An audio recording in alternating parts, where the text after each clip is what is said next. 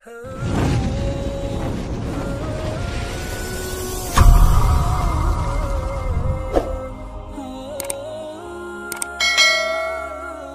ابن آدم کا انتقال ہوتا ہے تو لوگ یہ کہتے ہیں اس نے پیچھے کیا چھوڑا، لیکن فرشتے کہتے ہیں اس نے آگے کیا بھیجا۔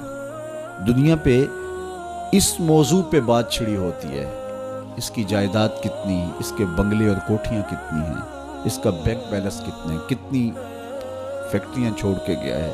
اخبار میں بھی آتا ہے کہ فلاں صاحب فوت ہو گئے اور اپنے ترکے میں یہ چھوڑ گئے، اپنی اولاد میں یہ چھوڑ گئے۔ تو یہاں یہ عنوان چڑھا ہوتا ہے کہ اس نے پیچھے کیا چھوڑا، لیکن فرشتوں کی مجلس کے اندر یہ عنوان چڑھا ہوتا ہے اس نے آگے کیا بھیجا۔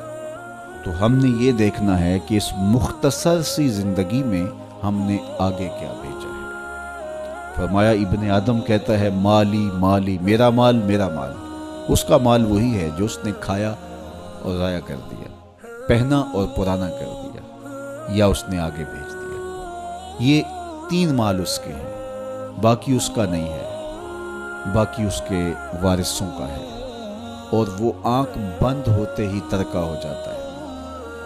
اور یہ جو بہت بڑا نام تھا، بہت بڑی شناخت تھی، بہت بڑے عہدے اور منصب کا مالک تھا، یہ روح نکلتے ہی میت بن گیا۔ اب ہر کوئی یہ کہہ رہا ہے کہ میت کو اتنے بجے دفن کریں گے، میت کو غسل دیا جا رہا ہے، ڈیڈ باڈی ہاسپٹل میں پڑی ہے، ڈیڈ باڈی وہاں سے چل پڑی ہے۔ تو یہ عنوان چھڑے ہوتے ہیں۔ تو اب کوئی نہیں کہتا کہ فلاں منصب دار اس کو غسل دیا جا رہا ہے، کوئی یہ نہیں کہہ رہا کہ فلاں عہدے دار کو جو ہے وہ منتقل کیا جا رہا ہے۔ تو سب سے پہلے اس کی شناخت چھین لی جاتی ہے، اس کا نام چھین لیا جاتا ہے۔ اب وہ میت بن گیا، اب وہ ڈیڈ باڈی بن گئی، اور اب رشتے ناتے وہ سلسلے کہاں گئے، وہ جائیدادیں، وہ سب کچھ، وہ منصب سارے یہیں رہ گئے۔ یہ تنے خاکی لے کے قبر میں اترنا ہے، اور چند گز کفن لے کے قبر میں اترنا ہے، اور وہ اعمال جو ہم پہلے آگے بھیج چکے ہیں وہ وہاں جا کے ہمیں وصول ہوں گے۔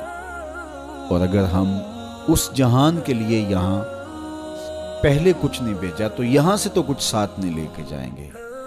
واحد لباس کفن ہے جس کو جیب نہیں ہوتی۔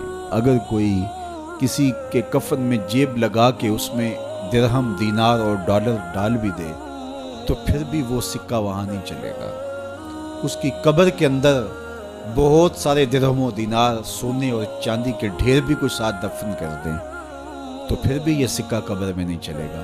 وہاں اعمال کا سکہ چلتا ہے، وہاں صالحیت کا سکہ چلتا ہے۔ تو یہ ہم یہاں سے جو آگے بھیج چکے ہوتے ہیں وہ ہمیں وہاں جا کے وصول کرنا ہوتا ہے۔ تو میں اور آپ دیکھیں کہ ہم نے آگے کیا بھیجا ہے۔ مجھے پتا ہے میں آگے کیا بھیج چکا ہوں، اور یہ آپ کو بھی پتا ہے کہ ہم آگے کیا بھیج چکے ہیں۔ تو میرے رب کی یہ کرم نوازی ہے کہ حضرت انسان کو تنبیہ کر کے اس کو بتا رہا ہے تاکہ وہ غفلت کے دائرے سے باہر نکلے اور اپنی زندگی کا جائزہ لے۔ تو فرمایا وَلْتَنْظُرْ نَفْسٌ مَا قَدَّمَتْ لِغَدٍ، ہر جان یہ دیکھے اس نے آنے والے کل کے لیے آگے کیا بھیجا ہے۔